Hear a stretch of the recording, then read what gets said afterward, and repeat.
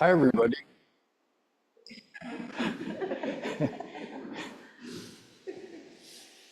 Hold on, there's a little detail here. Jane, beautiful, beautiful talk. Thank you so much. Well done. Fabulous. So that was a great talk, also one of my favorite stories. So any kind of question, editorial, complaint? I'll widen it a little bit if you want. We have some time. And if not, I'll stir things up. But first go. Yes? Jane talked about like, oh, sorry. Thank you. Can you guys hear me online? Cool. In Jane's talk, she talked a lot about making good and bad and making us and them. And I was wondering if you had any instruction on how to not make how to let go of the like and dislike mind so you don't make us and them, so you can see clearly like how to do that. I didn't hear the last part of your I've heard the first part of the question. Yes, sir. Sorry. Sorry. Sorry. Try again.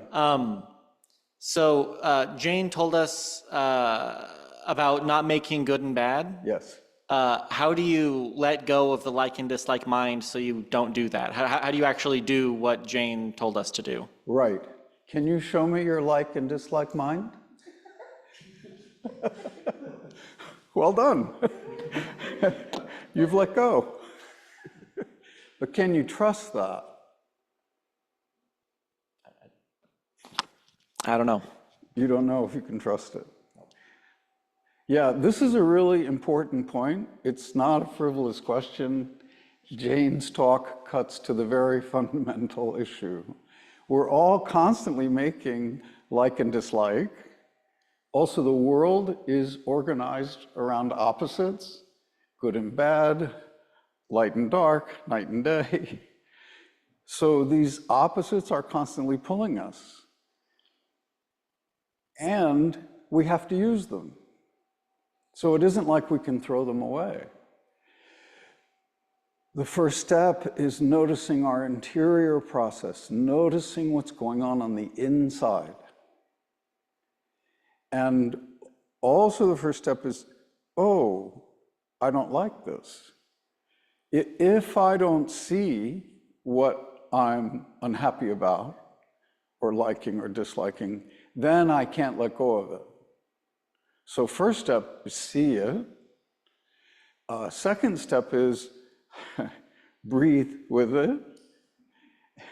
And then we ask, who likes this? Who is it that doesn't like this? Then it gets pretty interesting. And trust that process of keeping that question. In my experience, if I get all judgy about my likes and dislikes showing up, they just get stronger. You know, here comes a dislike, and I push it away. All the energy of that push goes into my dislike. It's now twice as strong. And then I read a news report, and it's 4 times as strong, right? Then I don't want to notice that. That's so upsetting. So our practice is, oh, hello, welcome, dislike mind. Do you have something to teach me? Is there some wisdom here? Oh, okay, so there's the door. So no pushing away, yeah? And also there's some spaciousness. It's already there. It's already, like dislike appears, and at first we go, I dislike, like I hate this person, or I don't like this situation. It's breaking my heart, the environment is so destroyed, yeah? When we are having that experience, we look deeply right into the heartbreak rather than push it away, because that's our wisdom sitting right there. Our wisdom is actually what breaks our heart. So we'd look deeply into that. It will tell us what to do. The teacher doesn't have to tell us what to do. The sutras don't have to tell us. It was exactly the point Jane was making. You know, here's a bent and twisted branch in a tree. How is that of any use? Well, if we're all judgy about it, we can't discover its use. So here's a bent and twisted emotion. You know, here's anger, ignorance, or desire. If that appears, how do we use that? If we condemn it, we won't know how to use it. We go, what's the source of this anger? Who is angry? Who has this desire? Who is being ignorant? And just look deeply into that. Try that, okay? I hope that helped. Thank you.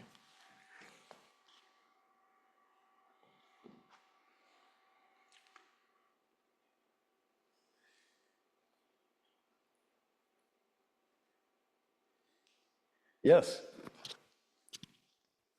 So a good carpenter can use anything, right? Do you have any advice for using beer and cigarettes?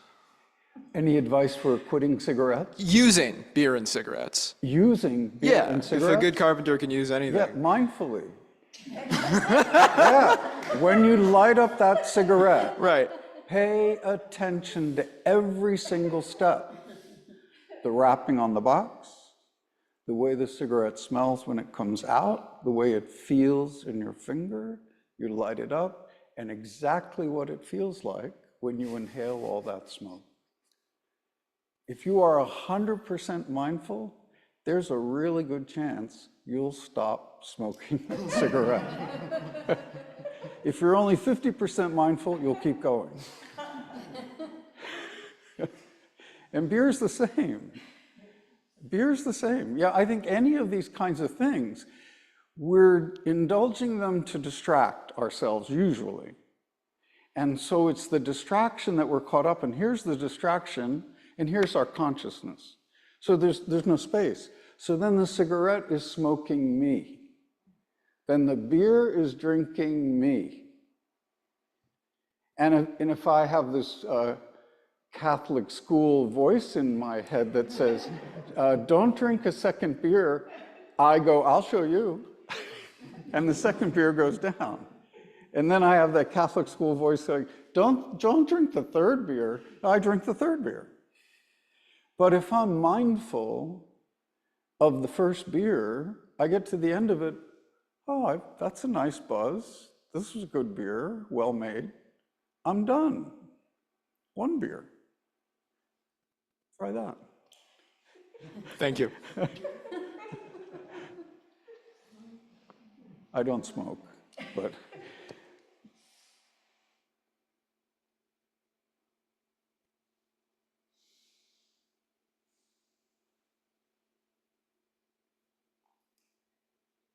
Yes. Can you say something about the environment?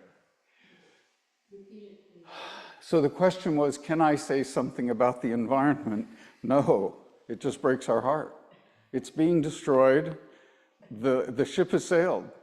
The train has left the station, yeah? So welcome. You know, when the missile is flying across and headed towards us, welcome. That's where we start. And then what is the skillful or wholesome thing to do? The Buddha, the eminent teachers, and Master Sung Song, they did not teach good and evil. They did not. They would teach wholesome and unwholesome. They would teach skillful and unskillful, but they wouldn't teach good and evil. There's no such thing. It depends on where you stand, whether something's good or evil. And the Buddha saw into that fundamentally. We have to trust what the Buddha saw into, and we have to trust the practice to show us the same thing. We don't trust the Buddha's speech or this Buddha's concepts. We trust the practice, and that shows us our true self, then we trust our true self. Then the degradation of the environment, which is happening all around us, then the skillful thing to do appears, and it's not a reaction, but it's action, coming out of wisdom and compassion rather than coming out of, I hate these people, I'm going to make this stop. Because as soon as it's, I hate these people and I'm going to stop this, we've become them. And I know it's difficult, because we're stuck with the same thing for war and politics and everything else. We can't become the opposition. And we will if we don't make a space around the feelings that we're going through. Does that help? Yeah, so, and our practice is, the other way to approach it is, who is distraught about the environment? Sansanin would say, put your practice where the pain point is. That, for me, was a remarkably economical teaching. Put your practice where the pain point is. So, where am I in pain? Well, right after watching the news, and sometimes crying. Oh, 4 more species have gone extinct. So then who is so upset about the loss of 4 more species? Put the question right, there's the pain. I promise you it's there, yeah? I just put my question there. I welcome it in. The pain is our wisdom and compassion responding to what we just learned on the news. And it's going to illuminate what we need to do. And sometimes it's just sit still. It could be 1,000 things. Like, once you do that, you become your most authentic self. And your Buddha will show you what to do. And you'll trust it, because it will have come from that deep in your interior. And whether there's adrenaline or nervousness or anger, or these 4 poisons, desire, anger, and ignorance, we're looking into those instead of pushing them away. In the early teachings, they're treated in a dual wisdom way, which is wonderful, duality. But in the later teachings, they're taught in a non-dual way. So we don't push away the poison of anger, the poison of ignorance, the poison of desire. We make the poison medicine by asking, who is angry? Who has this desire? Who is ignorant? It's challenging. It's the most challenging thing. But trust it. Try that, okay? Yeah, it's a great question. These are all good questions.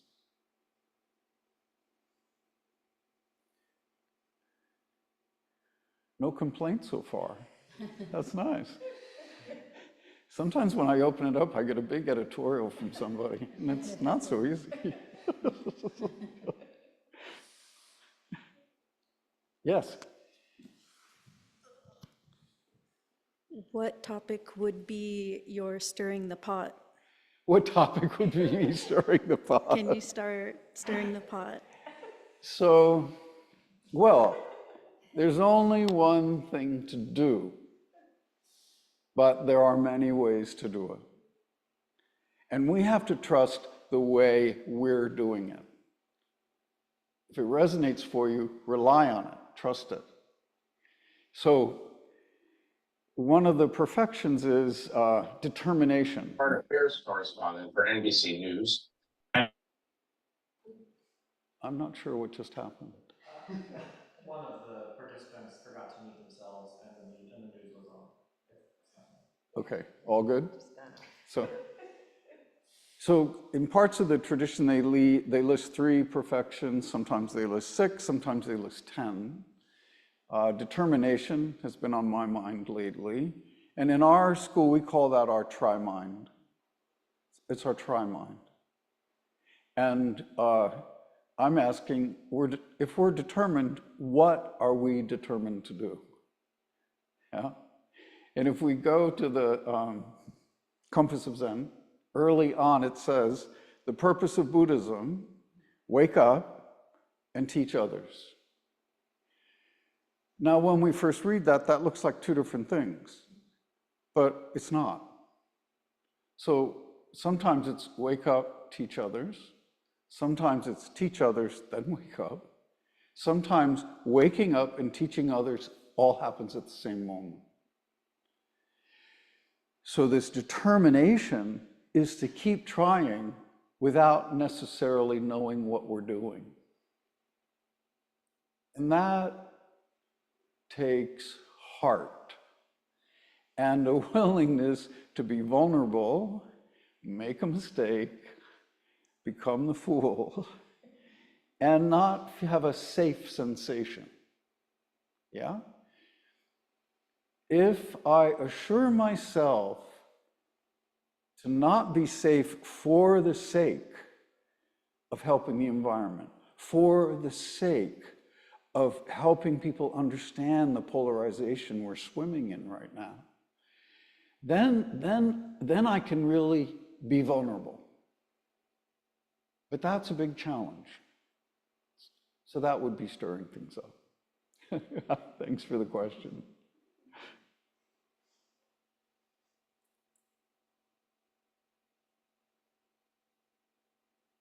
Yes, Liz. Okay, so I've asked this question before, so I'll ask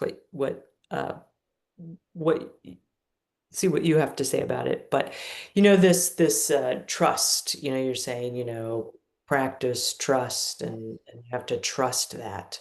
Yeah. But at what point does that become arrogance? Where, there's a lot of people that making judgments here, and myself, I do it as well. So where you think you're doing the right thing and you're trusting what you're doing, but you're completely wrong. So I would Tell me. say, that's a great question. I would say the moment you're trusting conceptual view, it has become the I, my, me. And so I'm assuming your word arrogance is the ego has created itself and is driving the car. So, and when it comes to trust, I'm always stressing that we trust our experience, and that starts in our body, and that starts with paying attention with what's going on around us. And making an effort to see what's going on around us, because I'll often think something is going on around me, like that person just attacked me, or I need to be dukes up, or something like that, yeah? So my perception's already been compromised. And so if I'm trusting a misperception, now I'm lost. And I'm not going to be able to be skillful because I've started on a false platform. A false view is the traditional way people would describe it. So the Diamond Sutra has an interesting line in it. It says, with every perception, there is deception. And when I first read this, it really upset me. Because I had been trusting my perception kind of wholeheartedly. Yeah. What? Now, where, what? And that was the point of the teaching. Oh, good. Now I'm questioning even my perception.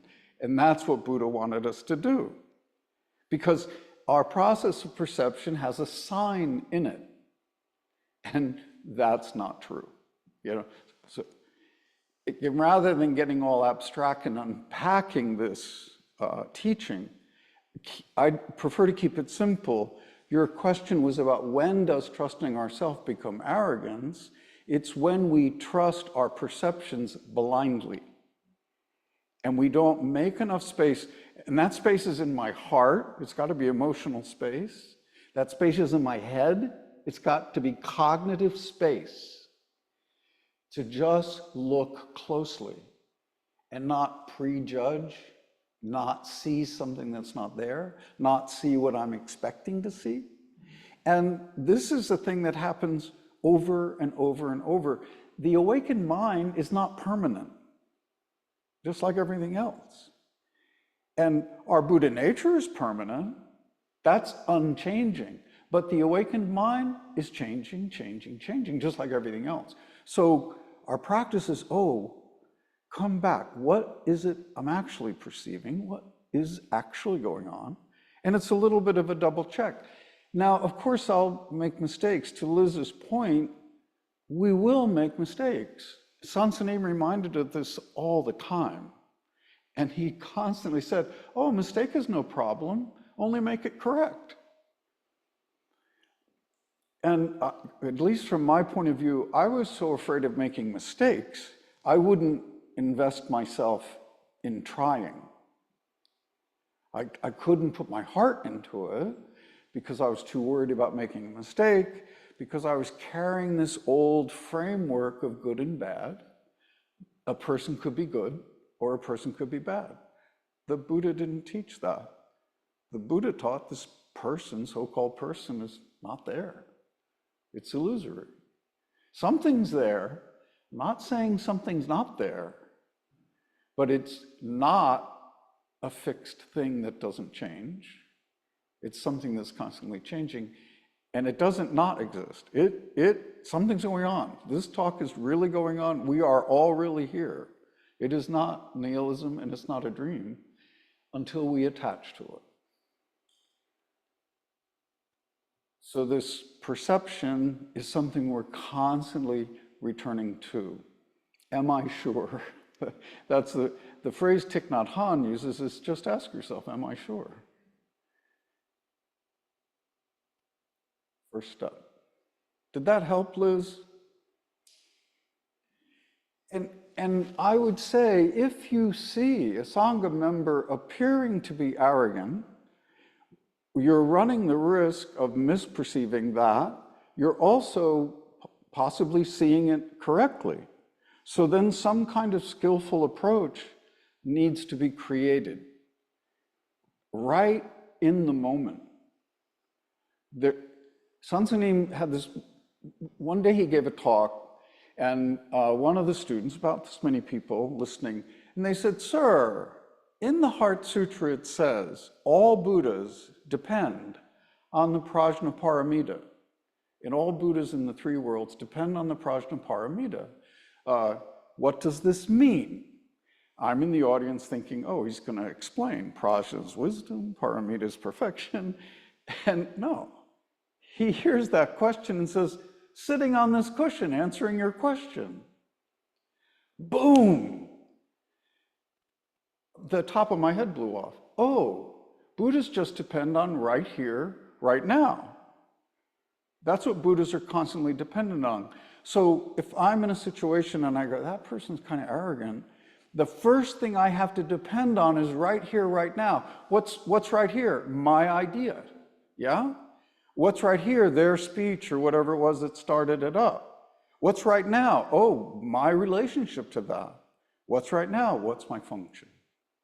So situation, condition, relationship, and then function.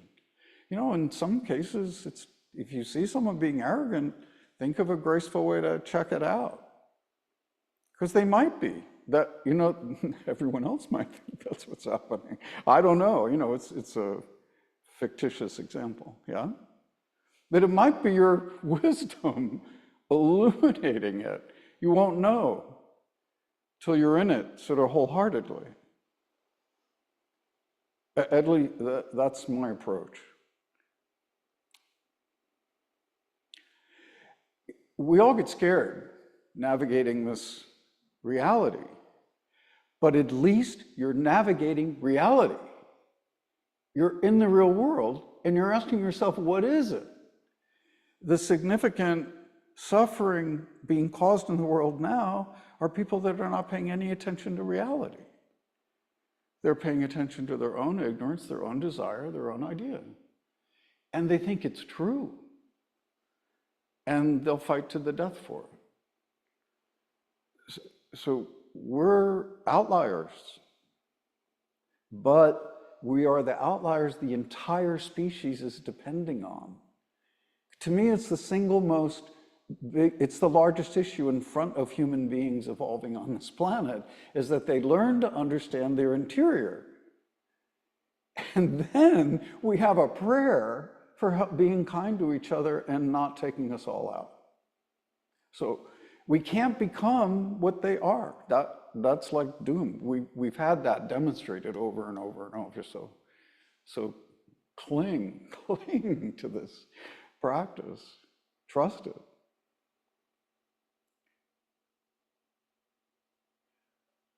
Another question? Yeah. You said you were afraid of making a mistake and your heart wasn't really in it. But it seems like you've gotten beyond that, and I'm just wondering what was the path between being afraid to make a mistake and your heart not being into it and where you are now. Mistake after mistake after mistake after mistake after mistake after mistake. And all my Sangha members help me. And I'm forever grateful. Because it ends up being a win-win. Yeah, that's a good question. And it doesn't mean we don't keep making mistakes. It's not linear that way. It's a three-dimensional process. Oh, to that question of stirring up trouble, cause and effect.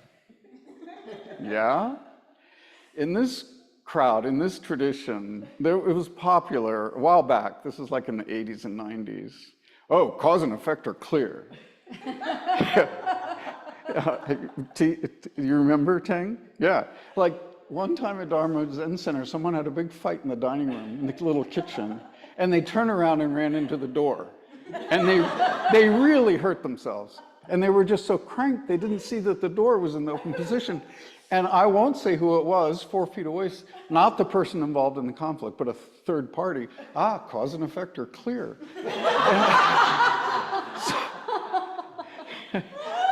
Right, yeah. We're all on thin ice. It's a lot of fun, but we are all on thin ice, including me. Because the Buddha also taught cause and effect are unknowable. And we want to take refuge in cause and effect is unknowable, because that's don't know. And as soon as you're thinking, this is happening because that happened, you have cut out all of reality and narrowed your view down to the principal players of whatever it is you're cranked about. And our practice is wider, wider, wider, wider, wider. And figuring out what that feels like and what that looks like and how to do that, because it's different every time. What the Buddha is depending on, and I'm talking about you guys, you're the Buddhas, it's on your shoulders. This Buddha showed us how it's done. Now all these Buddhas do it. And yeah, we fail, sure. But that has nothing to do with our tri-mind and our don't know mind. Your don't know mind is extraordinary. It's a superpower, yeah? So how do we use it? How do we use it? And we just keep it in the form of a question instead of in the form of an idea. We can be confident, to Liz's question, we can be confident. I mean, I have a sense of confidence right now, but I'm trying to trust and keep the question as large as the confidence. Then I feel like I'm on my game. If I'm in a board meeting and all I'm thinking about are my ideas, my ideas, my ideas, and my don't know has just disappeared or fallen to the side, I don't do so well in that board meeting. And this is a group of 6 or 8 people that are practicing. But if I'm able to just bring that question right to the fore, still have all the conflict and the blah, blah, blah of the board meeting, but keep the question present, the meeting goes much better. I mean, all the senior people know this. I'm actually not making a point that a lot of people don't already know, but I want to encourage you to just notice that and feel it. Feel it I have to feel it in my body. My body knows I'm afraid before my mind knows I'm afraid. My body knows my feelings have been hurt and I think I've been insulted before my cognition knows I've been insulted. Yeah? So if I don't have that conversation internally first, my ignorance and emotion are going to drive the car, not my true self. And it will be a collision. So that's the challenge, is to relax into it, feel what our body's telling us, and then determine, oh, what do I need to do right now about that? Does that make sense? If it doesn't make sense, you can say, no, Tim, it doesn't make sense. And I'll try to phrase it or teach it a different way.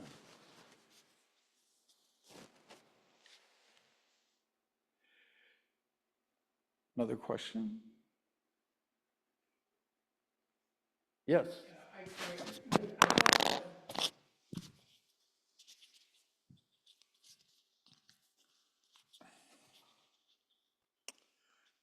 Can you hear me now? Can you guys hear? Yeah. Yeah, okay, good. I really understand what you said just now quite well. The one thing that really occurs to me is that when you're in that position, you've felt this thing, and then you might see something that you really need to do, and it's not a question first of trust. Trust is maybe the final part of that when you actually do it. But when you're afraid of making that step to find out about that trust, how do you break through that? I use don't know to become completely intimate with my fear. And sometimes that takes time and work and a kind of honesty that I don't always have. Yeah. I'll have an experience of my interior and I won't want to know the news. My body's trying to tell me something and I'm being all judgy about it. So now there's a problem and it's all inside of me.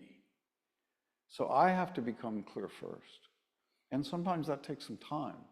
And in some social or teaching situations or Sangha relationship, I just have to make the time appear.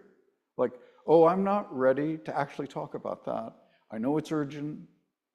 I need to process.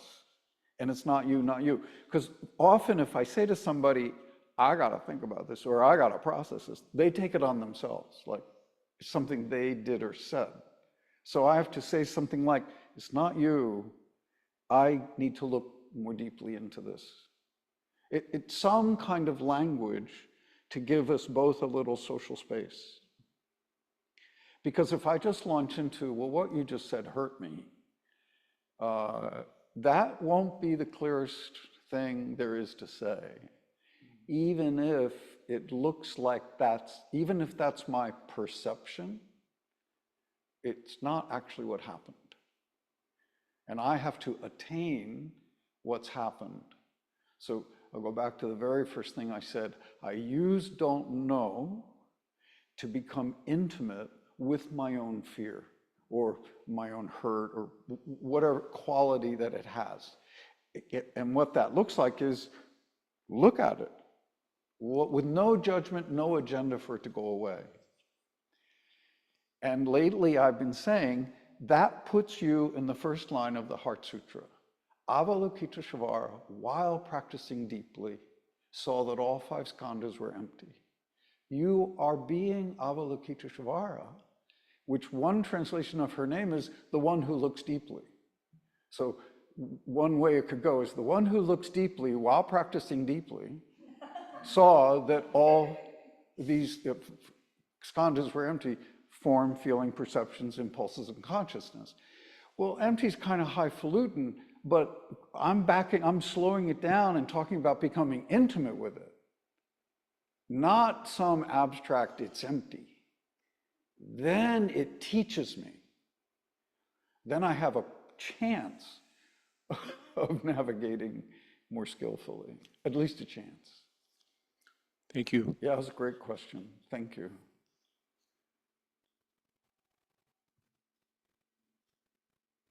Somebody else?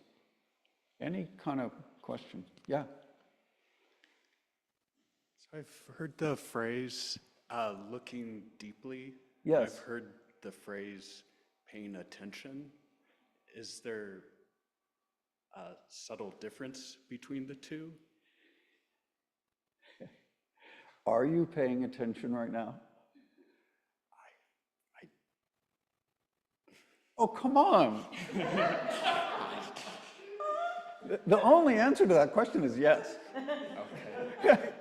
You had to pay attention to ask me the question. Okay. Yeah. And you had to look deeply to ask the question. Yeah, they arise together. Yeah. Trust both. It's our discriminating consciousness which is dicing up the world. It never helps until our true nature drives the car. Then we use that consciousness that dices up the world to help. See, there's a real difference. When you first asked me the question, all that kind of checking, trust, looking deeply, and what was the other part of it? Paying attention. Are they the same or different, or are they qualities? So that's all thinking, right? Yeah, and hopefully my answer brought your question to the fore. What are we in the middle of? And then we use our thinking to help the situation. That's how I give a Dharma talk. I'm thinking while I'm giving the talk, but if the thinking's in front, I'm off my game. It's a shitty talk, and you'll know it before I do. Some people tell me, some people don't tell me. But if my question is in front, what is this? What's my job right now?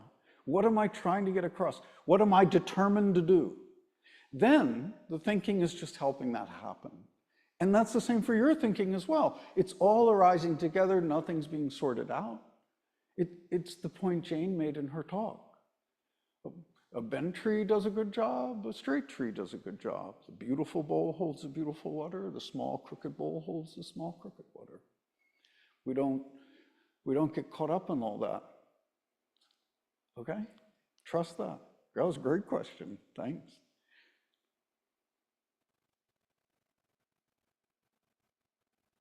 Yeah.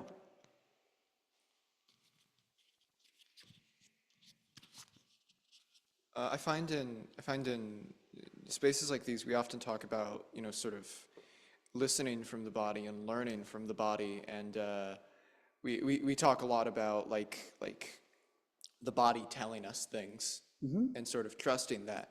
But the body seems to be wrong about things all the time, right? That's what a chronic pain condition is. That's what an allergy or a gluten intolerance or any number of disorders are, is the body being wrong about something, saying this will kill me or this will harm me, and that not being the case at all. So I wonder how one navigates that. So if we say the body is wrong, now we have a body that's wrong. And then we're in trouble.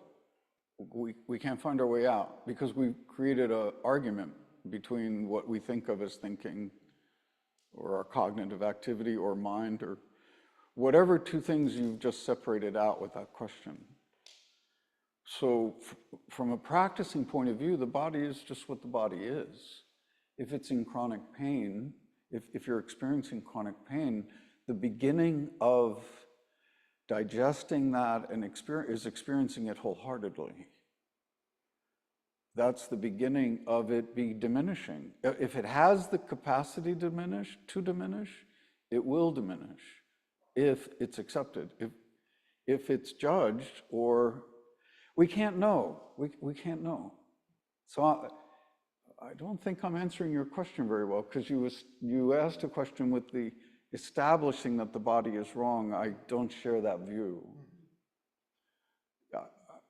it's impossible now for me to share that view. Because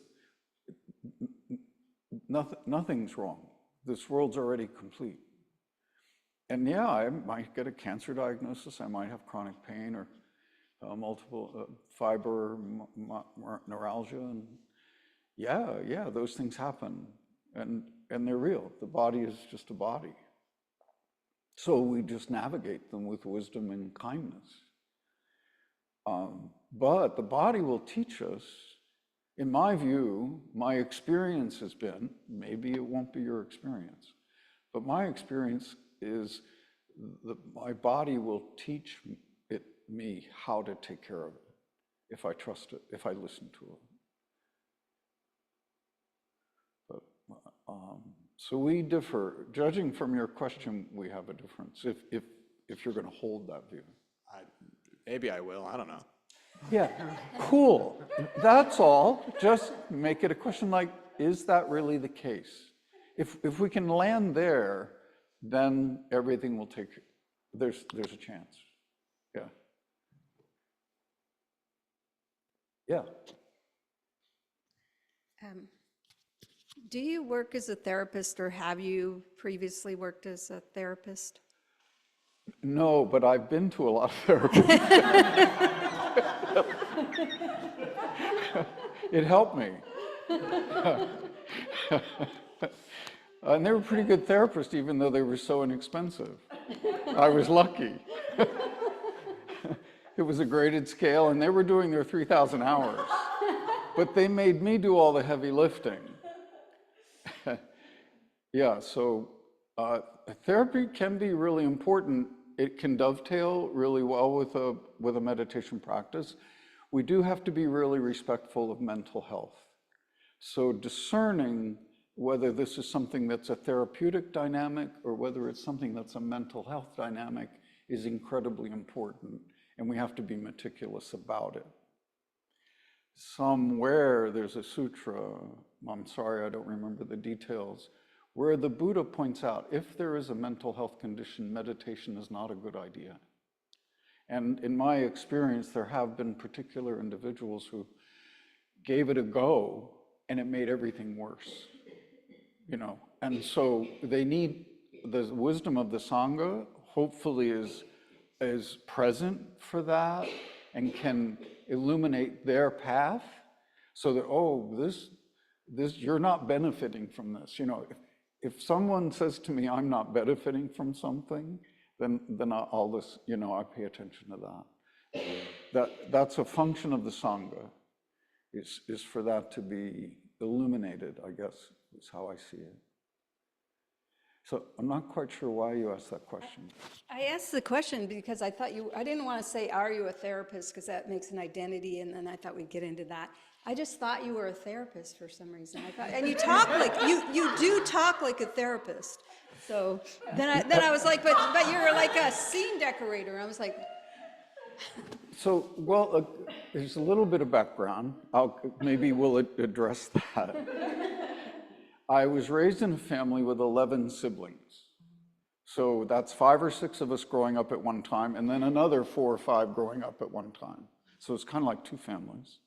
Devout Catholic, praying the rosary on our knees during Lent 40 days in a row.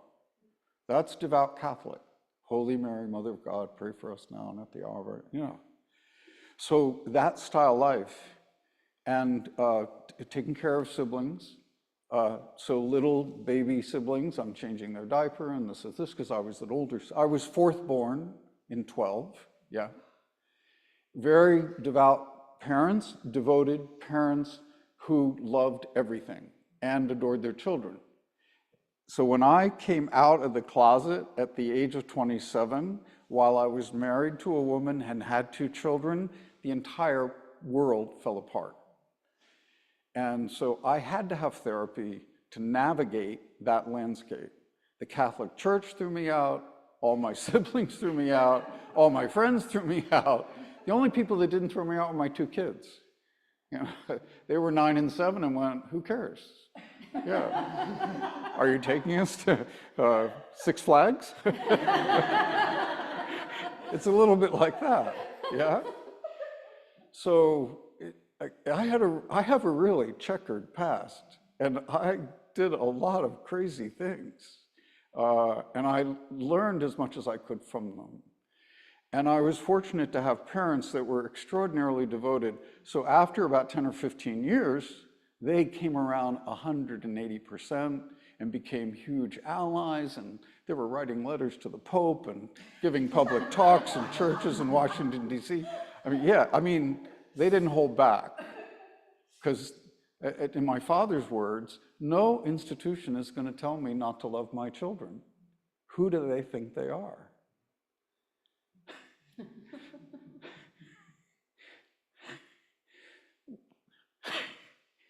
When you have a dad like that, you can do anything. Yes, so therapy, I like to speak with a lot of heart, because that's what I was raised with. I don't have a choice. So then my challenge is keeping it skillful and balanced with a kind of equanimity. So I'm always kind of looking for that. Thanks.